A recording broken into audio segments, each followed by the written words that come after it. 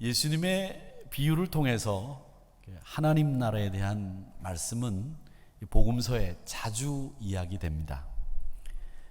예수님의 비유가 우리에게 요구하는 메시지가 공통적인 게 하나 있어요. 그게 뭐냐면 분별력입니다. 이 분별력이 우리 신앙생활에 있어서 얼마나 중요한지 그 비유에는 다 공통적으로 이 분별력에 대한 말씀들이 들어 있습니다. 알곡과 가라지의 비유를 오늘 읽었는데 이 말씀은 여러분들이 아마 자주 설교 시간에 들었을 말씀일 겁니다. 신앙인으로 살아가는 동안에 이 말씀을 한두 번씩 다 들어보셨고 또 이 말씀을 통해서 은혜도 받으셨을 줄 압니다. 근데 이 말씀이, 이 비유는 다 천국에 대한 비유이기 때문에 이 천국에 대한 비유를 우리가 듣고 묵상하고 배우기 위해서 우리가 가지고 있는 생각 하나를 먼저 제대로 방향을 잡아야 됩니다. 정확하게 이해를 하고 있어야 되는데 그게 뭐냐면 신자든 비신자든 이 천국을 저 세상이라고 하는 생각을 갖고 있다는 거죠. 이걸 우리는 바꿔야 됩니다. 예수님께서 복음서에서 가르치는 이 비유에 나오는 천국, 하나님 나라는 저 세상만이 아니라 지금 우리가 살고 있는 이곳, 여기서도 천국을 말씀하고 있습니다. 그래서 예수님이 말씀하시는 천국이라고 하는 곳은 멀리 있는 저 세상이 아니라 지금 여기서부터 시작을 해서 결국 하나님의 나라, 우리가 죽음의 관문을 통과해서 가게 되는 천국까지 이어지는 삶, 이 모든 게 천국이 되어야 된다, 이 말씀을 하시고 있다는 거죠. 우리가 죽고 난 뒤에 가게 되는 나라, 그렇게 얘기하면 뭐 이야기할 필요 더 없고 죽을 때나 이야기하든지 아니면 죽고 나서 우리가 믿음 생활 잘하고 난 뒤에 그 결과로 천국에 가면 그만이지, 그러니까 지금 여기서 뭐 하려고 그 얘기를 하는가, 이렇게 할 수 있겠습니다마는 천국은 지금 여기서도 살아야 되는 나라이고 앞으로도 우리가 살게 될 나라, 그게 천국입니다. 여러분 지금 살고 있는 이 땅의 삶이 천국의 삶이 되어야 됩니다. 행복하고 기쁘고 예수님과 동행하고 하나님의 은혜를 마음껏 누리는 천국의 생활, 그러면서 나중 이후 내가 저 세상이라고 이야기하고 있었던 그 천국에 가서도 이런 하나님 나라에 맛본 삶이 그대로 이어지는, 하나님 나라를 맛보고 전하고 누리며 살아야 되는 이 땅의 삶과 연결이 되는, 이어지는 그곳이 우리가 말하는, 예수님이 말씀하시는 천국, 비유에서 말씀하시는 그 얘기는 결국 이 땅의 삶과 하늘나라의 삶이 이렇게 이어져 있다는 거죠. 연속성이 있다는 말이죠. 저는 이 말씀을 준비하면서 여러분들에게 용어 정리를 하나 해야 되겠다는 생각을 하면서 천국이라는 말도 쓰고 하나님 나라라는 말도 쓰고 하늘나라라는 말도 쓴다.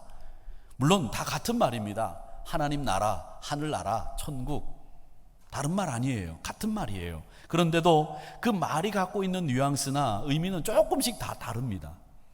천국이라고 하는 말은 죽음 이후에 우리가 가게 될 나라, 이런 뜻으로 쓰입니다. 그래서 천국 그러면 우리의 지금의 삶과는 조금 동떨어져 있는 삶 얘기가 될 수 있겠죠. 반면에 하나님 나라는, 하나님 나라라고 하는 말을 쓸 때는 하나님의 통치, 다스림, 이게 이루어지는 나라를 하나님 나라라는 표현으로 씁니다. 그러니까 하나님 나라 그러면 하나님의 다스리는 그 나라를 얘기하는 거겠고요. 또 하늘나라는 지리적으로 우리가 살고 있는 곳이 땅이지 않습니까? 우리 머리 위에 있는 하늘, 그 나라로 땅과 비교해서 볼 때는 전혀 다른 나라죠. 전혀 다른 나라. 우리가 생각할 수 없는 일이 일어나는 정말 좋은 나라로 말할 때 하늘나라, 이렇게 말을 하는 겁니다. 그래서 같은 말이지만 천국이라고 하는 말을 써도 되고 하나님 나라라는 말을 써도 되고 하늘나라라는 말을 써도 되지만 그 말이 갖고 있는 의미는 조금씩 그런 차이가 있다는 거죠. 하나님 나라 그러면 하나님의 통치와 다스림, 하늘나라는 우리가 경험해 보지 못한 정말 좋은 곳이 있는 나라, 천국 그러면 우리가 장차 가게 될 죽음 이후의 나라, 이렇게 각각의 의미들이 있다는 거죠. 제가 이런 그 용어 정리를 위해서 인터넷을 가끔 이렇게 보는데 이 인터넷이 굉장히 편리하지 않습니까? 근데 인터넷에 우리가 만약에 하늘나라 이렇게 치면 그 결과물들이 쭉 뜨는데 그 결과물들을 다 여러분들 보시면 다 그게 건전하고 건강한 교회 목사님들이나 신학자들이 쓴 글이라고 생각하기 쉬운데 요즘 이단들이 이걸 굉장히 많이 이용해요. 제가 하늘나라 이렇게 쳐놓고 쭉 보니까 한 글이 있어서 굉장히 좀 짜임새도 있고 내용도 있는 것 같아서 이렇게 쭉 읽어보니까 여호와의 증인의 글이에요. 왜냐하면 맨 마지막에 이렇게 보니까 우리를 왕국의 자녀들이다 이렇게 표현해 놨더라고요. 그래서 여러분들도 이 이단에서 운영하는 사이트와 블로그에서 올리는 글들을 보면서 이 자칫하면 우리 교인들이 현혹될 수 있겠다 이런 생각을 하면서 여러분 그 인터넷을 볼 때도 이 분별력이 꽤 필요하겠다 이런 생각을 합니다. 그 여호와의 증인은 교회와 왕국, 천국 이렇게 다르다고 말장난하듯이 그렇게 자신의 교리를 주장해 놨는데 우리를 왕국 백성이라고 부르고 있더라고요. 우리는 하나님 다스리는, 하나님께서 다스리는 하나님 나라 백성이고 하늘나라에 시민권을 두고 있는 사람들, 이렇게 정리를 하면 되겠습니다. 그래서 여러분 이 땅에서 예수님의 비유를 통해서 우리가 배우는 것은 하나님 나라, 천국, 하늘나라를 여기서 맛보아 알 수 있어야 되고 또 이 교회라고 하는 것을 통해서 앞으로 우리가 가게 될 하나님의 나라, 하늘나라, 이 천국을 우리가 여기서 미리 경험해 보자는 거예요. 오늘 본문은 씨 뿌리는 사람 이야기가 나오죠. 거기 비유가 보면 씨 뿌리는 사람이 나오고 밭이 나오고 알곡이 나오고 가라지가 나옵니다. 한 사람과 세 가지 상징들이 등장을 하는데 여기 씨 뿌리는 사람은 예수님, 밭은 세상, 좋은 씨는 말씀이라고도 하지만 천국의 자녀들 이렇게 돼 있고요. 구원받은 백성들이죠. 가라지는 악한 자의 자녀. 가라지를 심은 사람은 악한 마귀. 그리고 추수 때는 세상의 끝, 심판의 날이고요. 추수꾼은 천사. 이렇게 해석을 해두었습니다. 이건 저의 해석이 아니라 예수님이 37절 이하에 직접 이 비유에 대해서 해석을 해두셨어요. 37절에 보면 좋은 씨를 뿌리는 이는 인자요. 좋은 씨를 뿌리는 사람은 예수님이다. 38절에 보면 밭은 세상이요.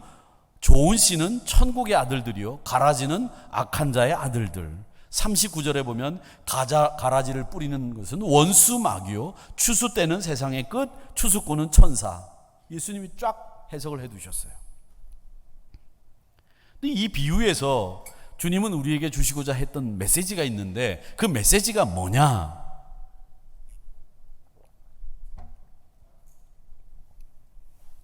그 메시지에 대해서 우리가 생각을 해보려고 합니다.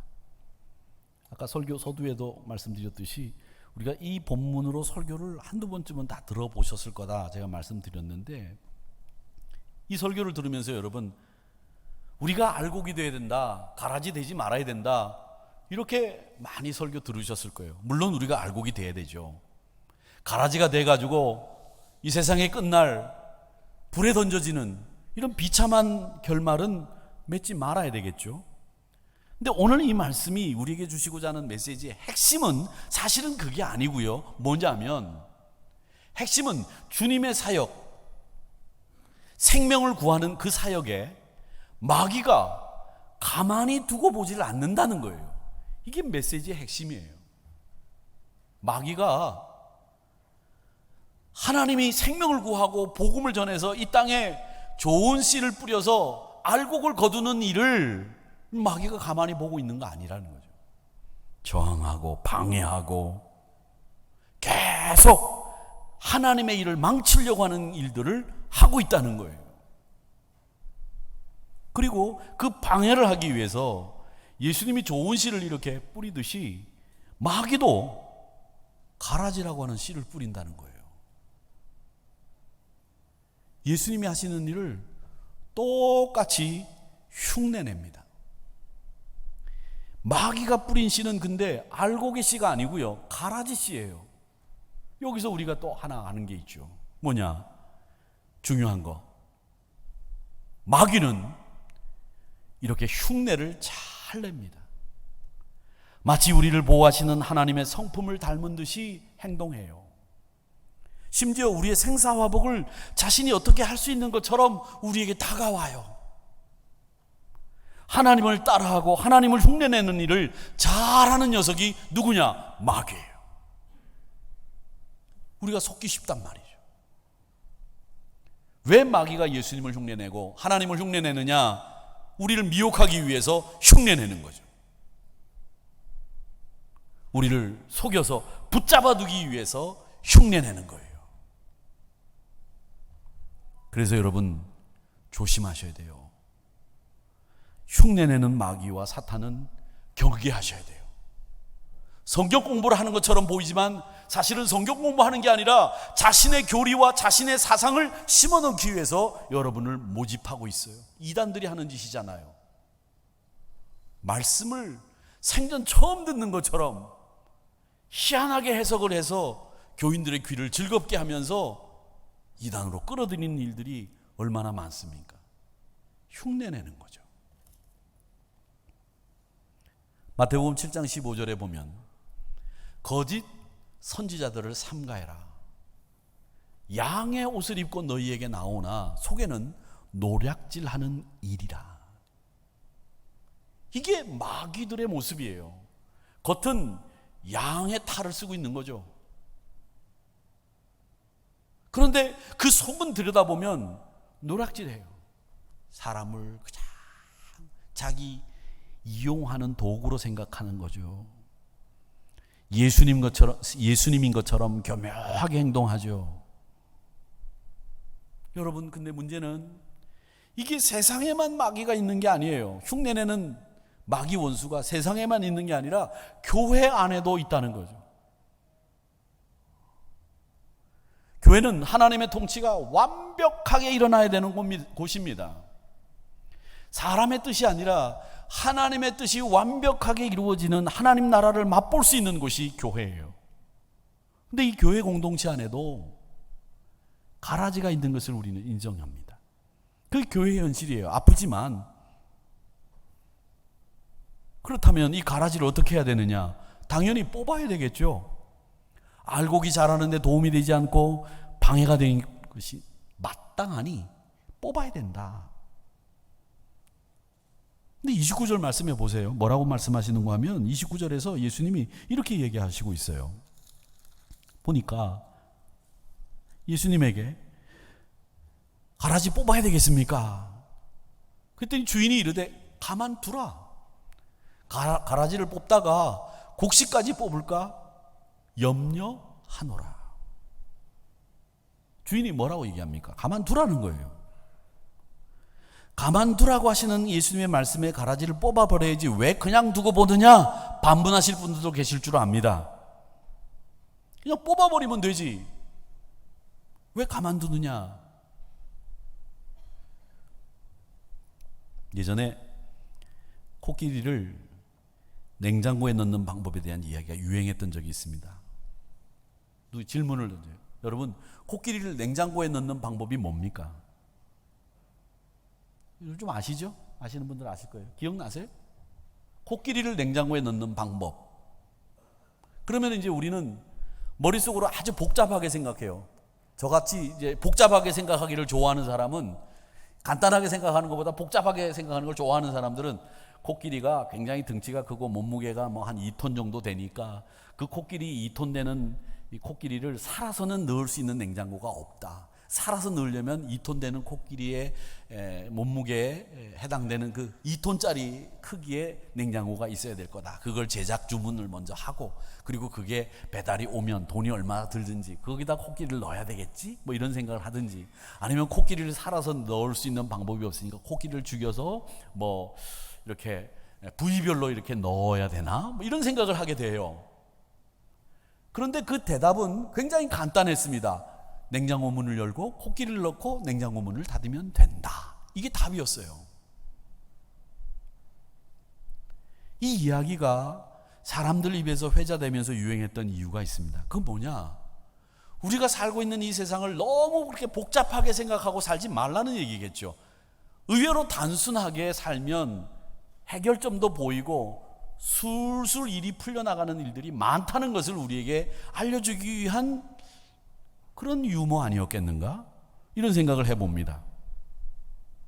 그러니까 오늘 이런 것처럼 생각해서 가라지 그냥 간단하게 제거버리면 되는데 왜 뽑아버리면 되는 걸 예수님은 하지 말라고 말씀하셨는가? 가만두라고 하신 예수님의 말씀에는 도대체 무슨 뜻이 담겨져 있는가? 거기에는 먼저 예수님의 말씀 속에서 우리가 뽑아낼 수 있는 가만두라는 이유를 몇 가지 생각해 볼 수 있어요. 하나는 뭐냐? 우리가 아직도 분별력이 떨어지기 때문에 알곡과 가라지를 잘 구별하지 못해서 알곡을 다치게 할 수도 있기 때문에 주님은 우리에게 뽑지 말라. 여러분, 식물을 심어놓고 그 식물이 다 자라기까지는 이게 도대체 뭐가 될런지 구분이 안 되는 때가 있어요. 사람들도 말이죠, 다 크고 나야 그 사람이 와 이렇게 경탄이 나올 만큼 멋진 사람이 되든가, 아니면 에게게 이런 이야기밖에 안 되는 사람이 될 수도 있다고요. 제가 중학교 때 저희 반이 72명 정도 있었는데 제가 64번, 65번 정도를 했어요. 1번은 어떤 사람을 1번을 뽑느냐? 공부 잘하는 사람을 1번 뽑는 게 아니라 키 작은 사람이 1번이에요. 그리고 키가 제일 큰 사람이 72번이에요. 제가 거기서 64번 정도 했어요. 중학교 때 제가 64번 정도 했으면 지금쯤 키가 1m 85는 돼야 돼요. 지금 웃는 분들은 내 키를 알고 계시는 것 같은데, 제가 중학교 때 64번 정도 해당되는 키가 안 됐거든요. 그때는 클 것 같이 보였죠. 근데 크고 나니까 아니거든. 애개개거든. 분별을 못하는 거예요. 클 때는 알곡과 가라지인 걸 구별 못하는 거죠. 그래서 아직 우리가 분별력이 미숙하고 완성되지 못했기 때문에 주님은 그걸 아시기 때문에 뽑지 마라. 다친다. 천국의 아들들이. 또 뽑지 말라는 이유가 있어요. 그건 뭐냐? 가라지를 뽑는 일이 우리 일이 아니기 때문에 그렇습니다. 알곡과 가라지를 구별하는 일, 이 심판하는 일, 재판하는 일은 누구의 몫이냐? 하나님의 몫입니다. 우리는 추수꾼이 아니에요. 우리는 그냥 알곡이 되어야 되고, 알곡일 수도 있고, 인자가 씨 뿌릴 때 하인에 불과할 수도 있어요. 우리의 능력과 하나님의 능력이 같을 수 있습니까? 없습니다. 그리고 지금 때가 아니에요. 추수의 때가 아니죠. 우리가 심판을 하거나 심판할 수 있는 능력을 가지고 있는 것도 아니고 추수의 때도 아니기 때문에 그냥 둬라. 네가 할 일이 아니다. 그래서 가만두라는 거예요. 또 하나는 가라지를 정확하게 구분할 수 있는 능력이 우리에겐 없기 때문에 그렇습니다. 우리가 전 목회해도 그렇고 신앙생활하는 여러분들도 그러실 거예요. 겉으로 보면 야, 이분이 참 교회에서 충성하고 사명감도 있고 열심히 하는 것 같아요. 그런데 나중에 알고 보면 교회 공동체를 우습게 알고 교회는 안중에도 없고 자기 마음대로 하려고 하는 사람이라는 게 드러날 때가 있고요. 또 어떤 분은 야, 정말 저분은 있는가 없는가 할 정도로 이 존재감이 미미한 분이 계신데 어떤 위기의 순간에 교회에 꼭 필요한 분으로 혜성같이 딱 등장을 해서 그 짐을 딱 지고 가는 분들이 계시거든요. 거짓은 사람을 일시적으로 속일 수는 있을런지는 모르지만 영원히 속일 수는 없습니다. 우리는 열매로 알게 됩니다. 그렇기 때문에 그 열매가 맺힐 때까지 정확하게 구분할 수 있을 때까지 기다려야 된다는 거죠. 그래서 뽑지 마라. 하나 더 아까 말씀드린 것처럼 뽑지 말라고 하는 말씀은 지금이 가라지 뽑을 때가 아니에요. 지금은 어떤 때냐? 지금은 바로 은혜의 때인 줄 믿습니다. 가라지를 뽑을 때는 심판의 때예요. 은혜의 때는 아직도 구원의 기회가 있어요. 돌이킬 수 있는 시간이 있고요. 은혜의 때이기 때문에 우리가 지금 판단하는 하나님의 추수때가 아니기 때문에 지금은 더 은혜를 나누고 은혜를 끼치며 살아야 되는 때이기 때문에 뽑지 마라. 그렇게 말씀하시는 거죠. 그러면 이 메시지를 통해서 우리는 내 자신에게 어떻게 적용해야 되느냐, 뭘 실천해야 되느냐, 이 이야기를 생각하자면 가라지와 알곡의 이 비유를 통해서 나는 알곡이야, 너는 가라지지, 우월감을 가지라는 얘기 아닙니다. 야, 저 사람은 알곡인데 난 가라지네, 괜히 자기 비하하고 열등감에 빠지지 말란 얘기도 아니고요. 이 말씀은 저 사람 가라지니까 없애야 돼, 목소리를 높이라는 말도 아닙니다. 이 말씀에서 배우는 것은 뭐냐면, 여러분, 우리가 해야 될 일이 있는데 그 교훈이 뭐냐? 천국의 아들들을 만들기 위해서 그리스도를 본받아 더 열심히 좋은 씨를 뿌려야 된다, 좋은 씨를 뿌려야 된다, 이 교훈을 우리에게 하시고 있는 거예요.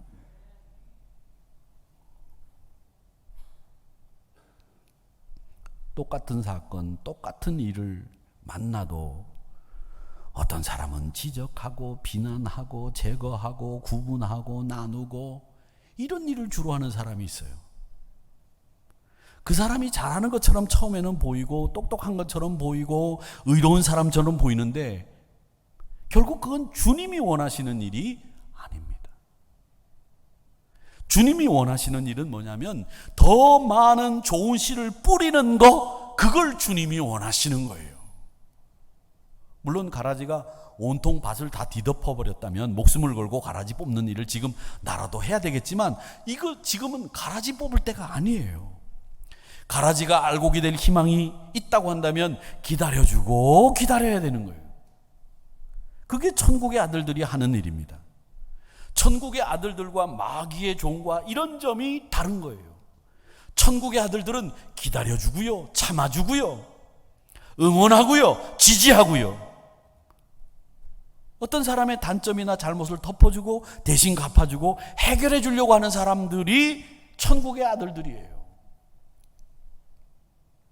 사단의 일은 사람을 넘어지게 하는 일이 사단이 하는 일이에요.